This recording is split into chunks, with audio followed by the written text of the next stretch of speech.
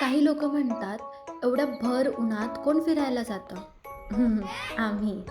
कारण लहानपणी आम्हाला उन्हाळ्याच्या सुट्ट्या असायच्या. त्यात मी मावळ तालुक्यामधली. तर डोंगराशिवाय आमचं मन दुसरीकडे कुठे जास्त वेळ जातच नाही. हां, म्हणून सवय आहे. तर माझ्या या उन्हाळ्या भटकंतीमध्ये तुमचं सर्वांचं स्वागत. मी श्रद्धा आणि तुम्हाला माहिती आहे आज आपण कुठे आलो आहे? गेस केलंच असेल. गडांचा राजा आणि राजांचा गड, राजगड. तर आमच्या या ट्रेकची सुरुवात आम्ही गुंजवणे बेसपासून चालू केली. तर गड चढताना आपल्याला काही अभंगाचे बोर्ड्स लागतात. गडची एक विशेषता अशी आहे की ते प्रत्येक ठिकाणी एक मस्त मस्त अभंग लिहिलेले आहेत आणि खूप सुंदर वाटतं ते. एक वाव, कोणी असा विचार केला होता? पण मला एक संत तुकाराम महाराजांचा अभंग आठवला. संत तुकाराम महाराज म्हणतात, तुका म्हणे होय मनासी संवाद, आपलाची वाद आपणासी.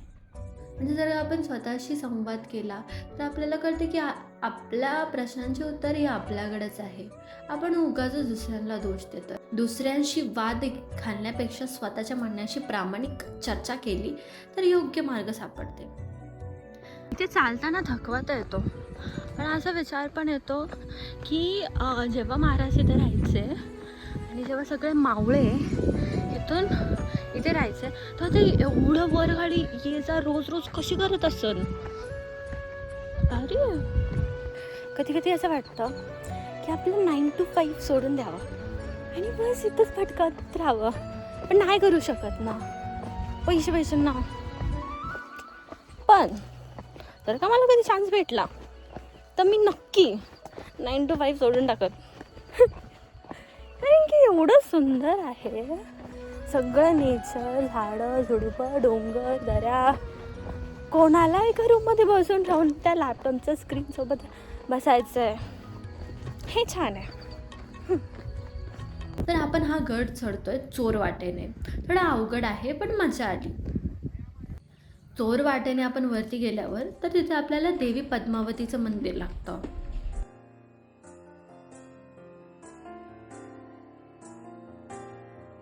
ती मूर्ती, तिचे डोळे, साक्षात आदिशक्ती. मनातून एकच शब्द येतो, आई. बाकी सगळं ती समजून जाते.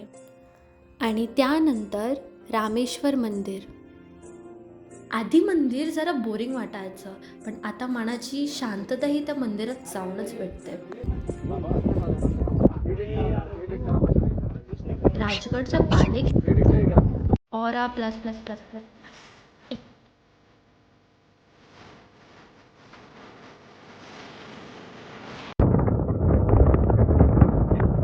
पुढे आम्ही निघालो सुवेळा माचीकडे.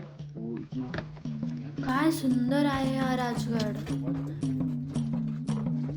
महाराजांचा आवडता गड.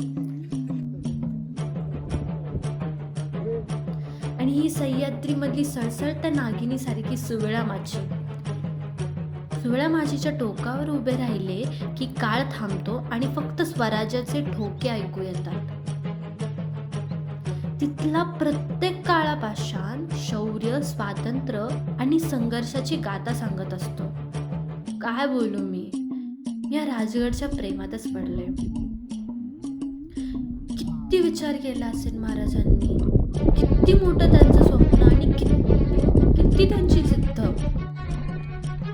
लोक म्हणतात राजगड कधीच कोणाला नाराज करत नाही, आणि हे अगदी खरं आहे. कारण मी उन्हाळ्यात गेले होते आणि उन्हाळ्यातही राजगड तेवढाच सुंदर आहे. तर ह्या व्हिडिओमध्ये आपण सुंदर अशी सुवेळा माची कव्हर केली. खूप सुंदर आहे हो, नक्की भेट द्या. तर मग आपण भेटू नेक्स्ट व्हिडिओमध्ये. तोपर्यंत तुम्ही सबस्क्राईब करून ठेवा. बाय.